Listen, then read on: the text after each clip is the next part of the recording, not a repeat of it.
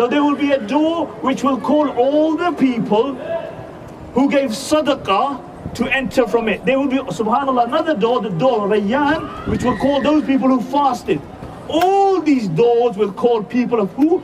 People of actions. So Abu Bakr sitting there. He says, "O Messenger of Allah, will there be any person that all the doors of Jannah will call?" The Messenger of Allah said, "Na'am wa arju an takuna minhum." Yes, O Abu Bakr, and I am optimistic that you will be from amongst those that all the doors of Jannah will call. All the doors of Jannah. And another narration related by Ibn Hibban, the Messenger of Allah said, "Yes, and you are that very person that all the doors of Jannah will call." So my dear respected brothers, sisters, this is the month, and we are odd nights, and we, subhanAllah, in a blessed place. Maximize your time of good actions. The Messenger of Allah in the last 10 days, the narration mentioned he would tie his izar, which is a metaphor for we would say now, you roll up your sleeves, you get busy. He wouldn't go sleep at night, and then he would wake up his family to worship. Now subhanAllah, we're in a blessed place. Let's take maximum. Let's be people of actions. Let's be people who in these last days, and then odd night today, if you can, try to stay in the masjid. If you can, try to stay in the masjid. Maximize your time. Read some Quran. If you can't, when you go to the hotel, don't go straight to sleep. Read some Quran, etc. I'm going to finish off how long do I have left? 5 minutes. And I'll finish off with a beautiful narration, which is an amazing narration, which the Prophet ﷺ said about actions. The Prophet ﷺ once said that there were 3 people from the Israelites, the Bani Israel. They were on a journey and it began to rain. So what they did is that they took shelter in a cave. What happened, there was a rock, the rock rolled onto the face of the cave. They tried to get out, they tried pushed, heaved, to no avail. Finally they decided, let's go and wait for death.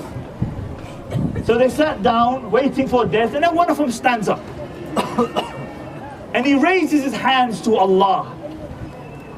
And he said, "Oh Allah, I had elderly parents." Subhanallah.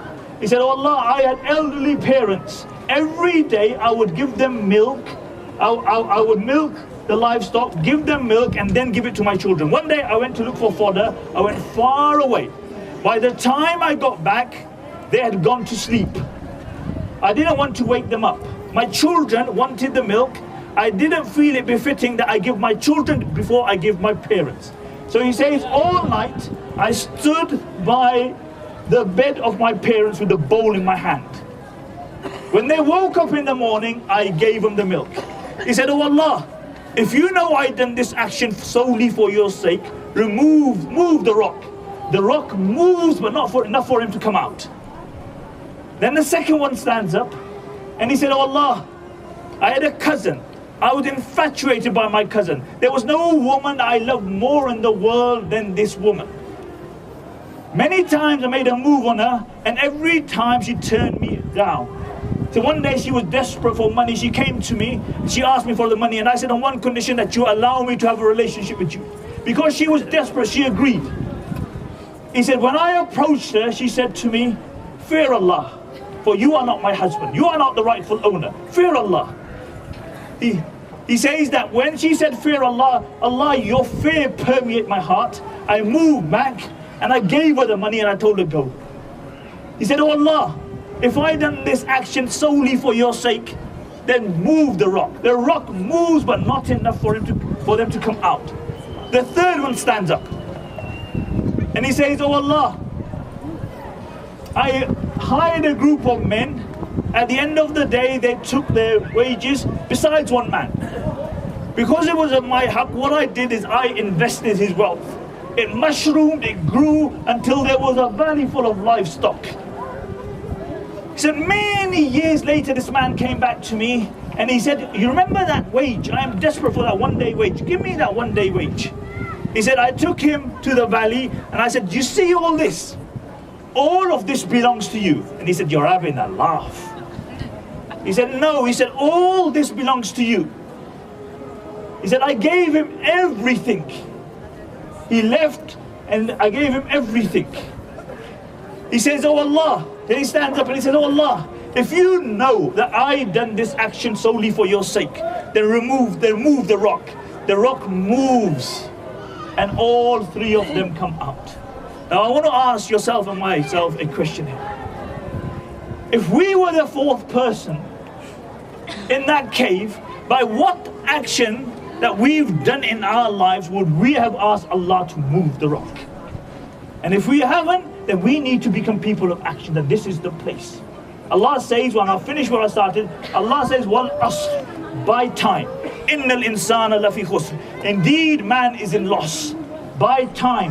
What correlation does time, asr, have with man? Because Allah says man is in loss. The ulama say, asr, after asr is maghrib and the day finishes. After that it's all darkness. They say Allah is saying to man, if the asr time in your life has come and you have not got iman and you have not done good actions, then you are a loser in the eyes of Allah. And none of us know if the asr time in our life is here and when maghrib is gonna come and the lights are gonna go out. May Allah subhanahu wa ta'ala make us amongst those who do good actions to please Him. May Allah subhanahu wa ta'ala grant us Laylatul Qadr. May Allah subhanahu wa ta'ala keep us united in this dunya, reunite us in Jannah to Firdaus, and may Allah subhanahu wa ta'ala liberate Masjid Al-Aqsa. Jazakumullah khairan. Assalamu alaikum wa rahmatullah.